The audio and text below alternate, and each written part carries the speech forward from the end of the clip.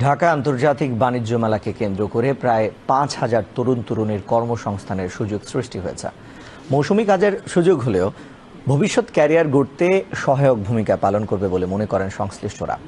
রিপোর্টে আরও জানাচ্ছেন শফিউল্লাহ সুমন। সেলস ও মার্কেটিংয়ে এরা কেউই পেশাদার নন বটে, তবে পেশাদারিত্বের পুরোটাই ফুটে উঠেছে তাদের চোখে মুখে।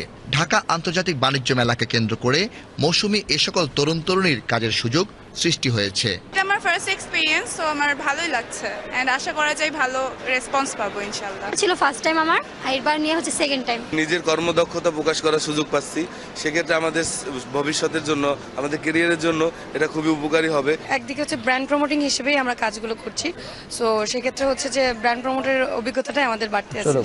সেলসের উপর আমি অনেক কিছু অভিজ্ঞতা পাচ্ছি, যেটা আমি বাইরে থেকে পাচ্ছি না। বাণিজ্য মেলায় এসে বেশি অভিজ্ঞতাটা পাচ্ছি, যেখানে আমি সকল ধরনের মানুষের সাথে মিশতে পারতেছি। বিভিন্ন প্রতিষ্ঠান সেলস মার্কেটিংয়ের ট্রেনিংয়ের ব্যবস্থা করে মাসব্যাপী কাজের সুযোগ দিচ্ছেন তাদের। আর এ কাজ করতে পেরে খুশি পার্ট টাইম জবধারীরা।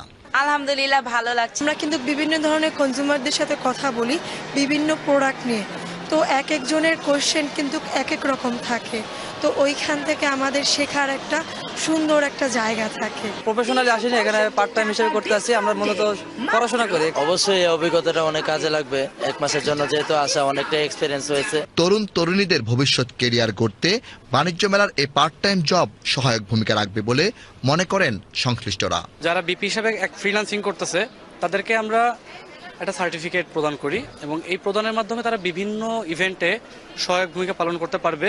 পাশাপাশি তাদের যখন পড়াশোনা বা একটা গ্রাজুয়েশন লেভেল কমপ্লিট হবে, তারা যদি চাকরির আবেদন করে সেক্ষেত্রে তারা একটু প্রায়োরিটি পাবে। এখানে আসার পর আমি হাজার হাজার কাস্টমার ডিলিংস করতেছি, যেটা আমি পরবর্তীতে আমি আমার কোম্পানির জন্য ভালো একটা সুযোগ বয়ে আনতে পারবো।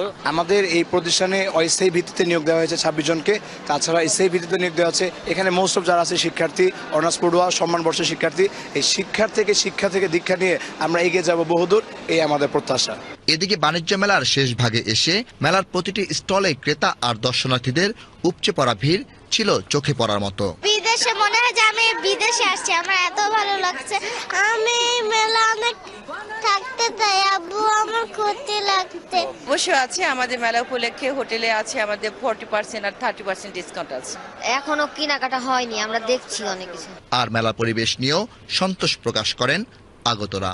আন্তর্জাতিক এই বাণিজ্য মেলায় পার্ট টাইম কর্মসংস্থানের সুযোগ সৃষ্টি হয়েছে কয়েক হাজার তরুণ তরুণীর।